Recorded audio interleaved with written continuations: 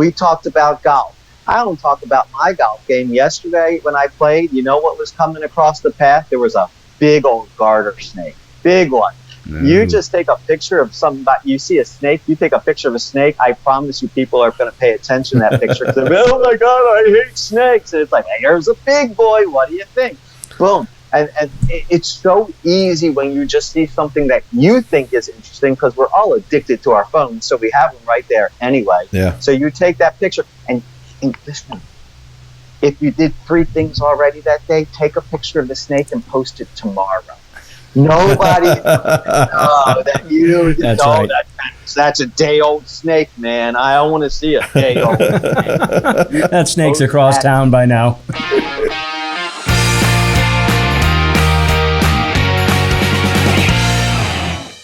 So, John, you know what they say Saturday is in a golf tournament? What's Saturday? Moving day. You got it. Okay. In the mortgage business, that's Friday, especially during the summer. We're going away for the minute you say you're going away for a weekend, your brain left on Thursday. Yes. Right? And you're already not doing it. What's really going to differentiate you from the competition is the efforts that you make on Friday. Everybody's pounding the pavement on Wednesday. Everybody's pounding the pavement on Thursday. Friday is the big day where you differentiate yourself. And I can't stress the Friday stuff enough. Yeah, I mean, it's so important. Yeah, one of the things that we coach and we try to encourage our LOs, when you're available on the weekend, if you're not taking a vacation, it doesn't take a whole lot of time to let your agents know via text, video text, phone call that you're going to be out working, hustling like them on a Saturday, Sunday. And if they have any clients that need to be pre-qualified, that you're able to take that call. I mean, if you work with your top 20, 30 agents, 40 agents, a quick text to that group, right? Friday afternoon, maybe 2 or 3 o'clock, right? You're top of mind. Come Saturday, Sunday at an open house. I'm a huge proponent, John, of the Friday call. And the, hey, I work when you work call. That's what I call my Friday call. And one of the things, first of all, it's an easy call to make, right? You're calling something, offering them something of value, right? It's not, have a great weekend. But what I loved about it is I did this when I was originating, is I called 15 every Friday. And, I would say out of the 15, 13 of them I probably left a voicemail for, right? Probably only 2 answered. So I say that to say, you'll get through a lot of calls. Now, think about this. In 10 weeks' time, I touched 150 referral partners. In 2.5 months' time, I touched 150 referral partners. I think that's great. Now, did I always get a call on a weekend from somebody that I called and said, I work when you work? Not really. But there would be times I got one from somebody I called 7 weeks ago. Right. So even though it was 7 weeks before, they remembered that I had said, hey, I work when you work, give me a call. I just think that's an easy one to make. Steve, I love your comment about hustlers hustle even on Fridays. And listen, it's hard because you want to wind down into the weekend. I think in our business, it's probably when a lot of LOs take off early for the week. Maybe they don't fill their calendar full of a lot of stuff on Friday. Listen, I know that I have a propensity to do that too. So I put triggers in place to make sure that I put in a full day on Friday. Right. So meaning I gladly, I schedule meetings on Fridays. I schedule calls where a lot of people are like, I don't like to do that on a Friday. I do it on purpose because I know it'll keep my head in the game for the full day. Yeah. So even if you just send a text to the real estate agent on Friday afternoon, that agent's going, wow. They're working, thinking about me. They're a grinder, man. They're getting it done. They care about getting it done. They're not living for the weekend. So to take it a step further, right? If you're working with Google Outlook calendar, right? You need to have that calendar to remind yourself, because otherwise you will get busy and forget. But I would try to become consistent with that time between 2 and 3, on Friday afternoon, that you identify your 20, 30 agents that you want to focus on, right? That you work with, and then take it a step further for the 10 or 20 that you'd like to do business with. Shoot them a quick text or video message as well. And, if they are working with a buyer, and believe me, we know this, they're going to call their go-to lender who will 9 out of 10 times not answer that phone. And it may not be even on a Saturday. They may wait till Monday. And if you shoot that text Friday, hey, I'm available, they may default and you may get a phone call. I can almost guarantee you will. Listen, I know, I feel like we're beating a dead horse on this Friday thing, but you made me think of one more thing. Listen, I remember I got into the business in April 2007. So 7, 8, 9, maybe even parts of 10, those were tough, hard years in our business, right? It's starting to get tougher. Now, LOs, don't hear me saying we're going back to 2008 and 2009. But as John and I opened this podcast, we talked about you need more referral partners today than you needed in the last couple of years to just do the same amount of business, okay? If you want to differentiate yourself from the other LOs that are out there, this is something you need to be considering. Meaning, hey, if you call me on a Saturday, I'll answer. It may be just to say, hey, I'm at the movies with my family. Is this a quick question, or can I call you back at 4 o'clock when I'm out? You know, something like that. But if you're putting your head in the sand and you're saying, hey, I'm just not going to be available on weekends, this isn't the market to do that. Yep. And we all know that there's plenty of successful LOs in this business that do not answer their phone on weekends. So when there is an urgent time where an agent needs to reach somebody, and that person has to wait until Monday, reaching Bryan level on a Saturday, you know, you're going to win a deal or two, or maybe even the relationship. Yeah, you could win the relationship. Yep. What, Bryan, just in the back of your mind, you said the word referral partners. That's one of the ones I want to get to. But before that, we talked open houses. Go to them. Because right now, today, more than any time, I mean, I remember pre-COVID, you were lucky if you got 2 or 3 people walking through an open house. Yep. Today, if you don't have 20 walking through an open house, it's considered not a success. Yeah. So the more that you can be there, because remember, if you get 20 people walking through an open house, only one's going to buy that house, but those 19 other are still looking. And if you can't show up and stay at that open house, in your car, seriously, go get one of these, just a gourmet cookie, right? I mean, I like crumbled. I don't know which one your favorite is, but a friend of mine owns a crumbled franchise, and it's absolutely a delicious cookie. Delicious, I'll give them What'd you say? They're delicious. Yeah, my kids are addicted. Yeah, we've got one local, so thank you, Steve. Yeah, a nice, you got a cooler with water in it and a crumbled cookie, and just walk in and say to the real estate agent, hey, I know you're working your tail off this Saturday. This is for you. You got your card attached to it, and just roll out. I mean, just getting into that open house is a great way to be able to go there. Yep. But then the other, go ahead. No, I was just agreeing with you, Steve. Yeah, and if you and the message is, hey, you know, if anybody walks through that has any questions about mortgages, you know, here's my card. Feel free. I'm around all weekend. You know, you're letting them know, setting the precedent that you are available on weekends. Yep. But you literally can just drive by. I've done that. I'm in the neighborhood, and it says open house from 10 to 4, and I wasn't even ready. Okay, here, I'll just come in and give you something. We've had in the last 2 years, a year and a half, we've had, you know, since COVID, right? We've had some people that have had great success doing pop-bys to open houses, not necessarily, you know, staying the length of the whole open house, but going to 3, 4, 5 in a neighborhood on a Saturday. Yeah, well, I think the reason for that is, you know, again, we're like talking about you need more referral partners than you've had in the past. You need to go places where you can meet new ones, right? And the open houses is, like you just said, if you did it with intention, you could meet 3 or 4 new realtors on a Saturday or a Sunday afternoon every week to add to your database and put together, you know, your plan for trying to add value to them, build relationship, and hopefully earn their referrals. So you got to do something. I think this is a great way to do it. You know, get into those open houses.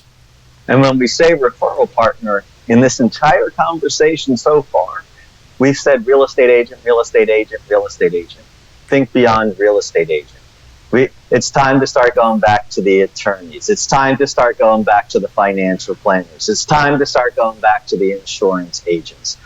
There are so many people, and the reason there's so many people that are involved in what's important to your customer today that can give you the referral. But in today's world, we are so complicated. Back then, 10 years ago, you'd have an attorney who understood the mortgage business, but the mortgage business is so complicated today that they don't want to talk about the mortgage business. And the financial planner doesn't want to go. I mean, I get questions all the time. Hey, I'm doing a cash out refi, but is that still going to be considered tax deductible? Well, you know, there's like 10 rules about that. It depends what the cash out's being taken for. Is it for physical improvement to the property, bump, bump, bump, bump, bump, right? So it's gotten so technical that people don't want to get involved because they're afraid they're going to say the wrong thing. So the more that we can engage with people outside of just the real estates for referral purposes, that's a whole world that's opened up to everybody. Yeah. Yeah, totally agree. Let's get into some social media stuff. A couple things here when it comes to social media stuff. Number one, I always say, create the schedule. I mean, on the first of the month, you can have all your stuff done for the rest of the month, right? Happy Monday. Here's 5 apps that you want to talk about. Local Tuesday, or I'd call it Testimonial Tuesday. Hi, here's a customer testimonial, or what are we going to do? We are living in a land of being hyper local right now. Yes. So why not on those Tuesdays you go out to something and give a testimonial about crumbled cookies that are sitting right there, and you say to the owner of that place, "Thank you so much. I know you're getting hungry there, John. I love crumbled cookies." They'll say, "Oh my God, that's great." And well, if somebody comes in and they mention my name, can they get a 10% discount? Whatever it is. When it comes to social media, don't just make it about you. Make it about them, right? Yeah. So all of a sudden you're doing testimonials, you're giving, and then Wednesday, it's Website Wednesday. People are dying. Here's just a really cool website that I came across. There's some amazing websites that are out there that you can share with people, and they go, "Oh, thank you for doing that." It doesn't have to be mortgage related. It doesn't have to be real estate related. Then you have a featured property Thursday and a fun fact Friday. Boom. You just did what? You put 4 in each of those categories. You just have your entire month. And then all you have to do is when something interesting happens, then you scatter your personal stuff that's going to be there. Because remember, it's social media. You have to be social. You can't hire somebody else to be social for you. No. If you want to go, you can't have that customer appreciation, that get rid of COVID party and say, "Hey, but I'm not going to show up, but so-and-so is representing me." You have to be there. You have to be a part of it, and you have to make that happen. Yeah. What else are you looking at on social media? Like I said, hyper local, do that. Also, you know what that little an ampersand is? It's like the A with the circle that's around it, right? Yes. You know, that's called an ampersand. And if you type in that letter A, that ampersand there, and then you start to type somebody's name, they'll get linked to your post. Yep. So a great way to do that is say, "I'm with these 10 people," because all of a sudden those 10 people, they say, "What? Oh, that's really interesting. And now I'm going to put that on mine, and I'm sharing, and now I'm hitting other people's audiences as well." So when you're trying to do that marketing through the whole social media and the Facebook gambit, think about that ampersand and the hashtag. I think a lot of people have talked about hashtags already, but that ampersand is a pretty big one that a lot of people don't realize how valuable that can be. And lastly, video. I know, oh my God. There's a woman, her name's April. She's just such a phenomenal person. She called me on Friday. She said, "I don't think we've talked in 6 years, and I miss you, but I still feel like I know what's going on with your life. How's your son, Zach? I see he was living in Baltimore, Maryland. Did he like?" And I'm said to her, I'm like, "I can't believe you're calling me. Do you have like 18 kids now? Because I think that every time you're on Facebook, you're having another kid." She's like, "I only have 3 now, But you still feel like you're connected to the person, even though you're not making everyday contact with them. But video makes a difference because they saw you instead of just read about you, and it makes it feel real." 100%. Steve and I actually, before we started recording this, we just had a call with a social media consultant, and my takeaway from talking to that person was, one of the things that they said is consistency is key, right? And so what he's talking about consistently is you've got to be posting multiple times a day, and you got to be doing it every day. Otherwise, nobody's seeing any of your content anyway. Yeah, I mean, we go back to what Steve started, this topic on is you've got to post, right? You've got to have your month planned out a month in advance. So again, go back to your Google calendar, your Outlook calendar, and I have it set where I get a ding, an alert at 9 a.m., noontime, 3 p.m., and then I get about 7:30 at night. So via the phone or wherever I'm sitting, I'm getting a ping, and it's just a reminder I should be posting. Do I do that 4 times a day? I don't. I'm guilty of not, but I try to get something out there once a day.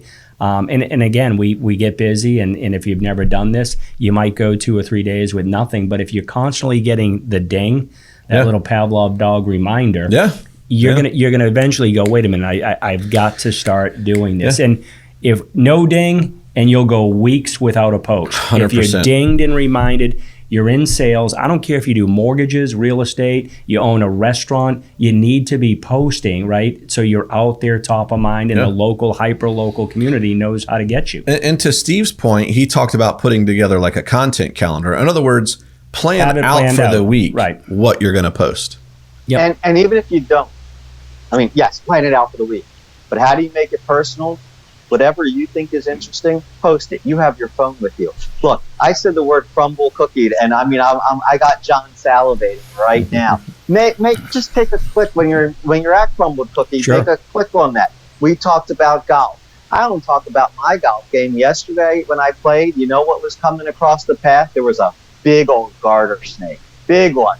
You just take a picture of somebody, you see a snake, you take a picture of a snake, I promise you people are going to pay attention to that picture. Because oh my God, I hate snakes. And it's like, hey, here's a big boy. What do you think?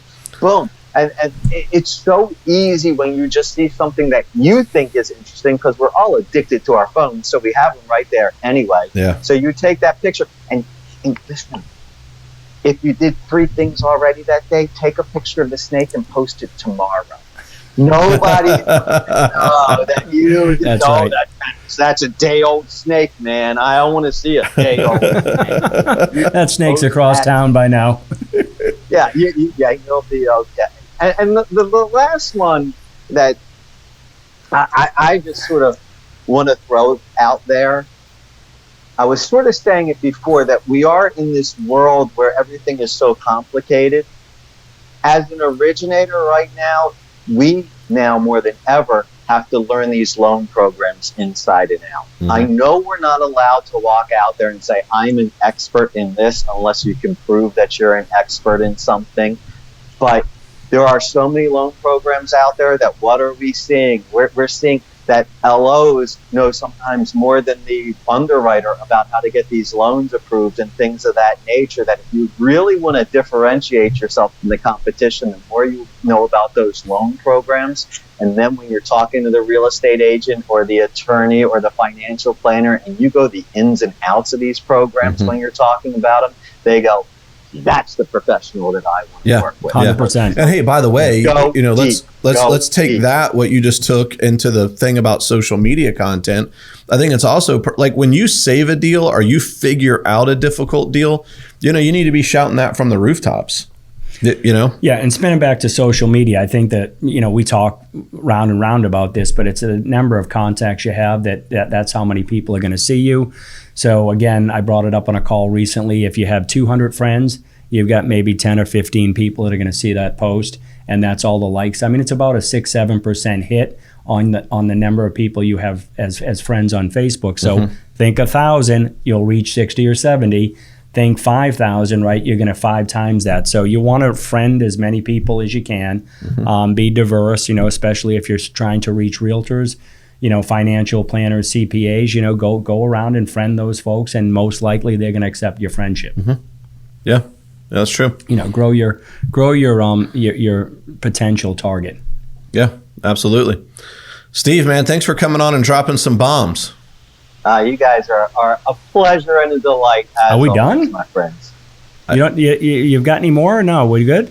Did you hit your 15? I'm tapped out. I mean, if that was the 15, but if you want to throw something out there at me, go ahead. Listen, I think if we gave Steve the platform, he could probably talk for the rest of the day. So let's.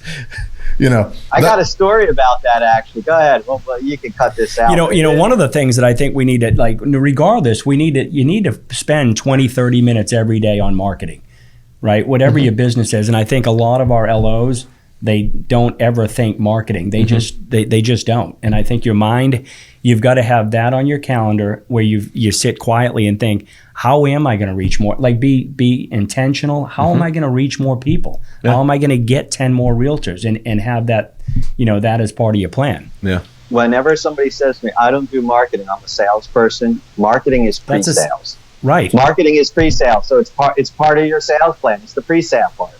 Yeah. I don't get it. You got to continue to think marketing. Yeah. Yeah. 100%, 100. And Steve, that's a great, if designation is the right word, because, I talk all the time about the difference between what's a revenue generating activity and what's not. Marketing is the revenue generating activities, right? So yeah, McDonald's spends billions on commercials to get us to go back there. Sure. Even though we know exactly where to get a cheeseburger, they're going to remind you every day. Yep. Somehow. Yep. So, Steve, you were going to tell us a story? Oh, it's just a silly story, but you said, I think Steve could talk all day. So, and this happens to be a real one. When I was a little kid, we went to camp, right? We were in camp, and it was a rain day. And when they had rain days, you had like, they called them like mini games, like who can bounce a tennis ball the most time.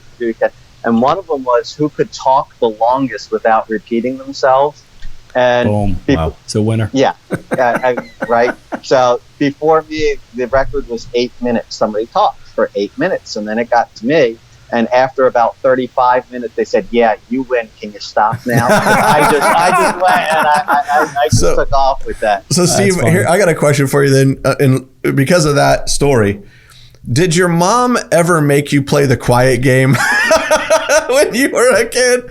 Hey, let's have a contest, Steve. Who can go the longest without talking? Exactly. My son would do that to our daughter all the time, and when she wasn't looking, he'd set the clock back. So that she never She made it look longer and That's longer. funny. Awesome. Well, Steve, hey, thanks for coming on. Thanks, man. Always appreciate your knowledge and dropping some bombs on us. John? Awesome. Yeah, great job, man. Yeah. Yeah. All right. We hit it all. Well, thanks for tuning in to another episode of the Context to Contracts podcast. On behalf of Steve Richman and John Jones, I'm Bryan Lovell. And if there's anything that you need, always here to serve.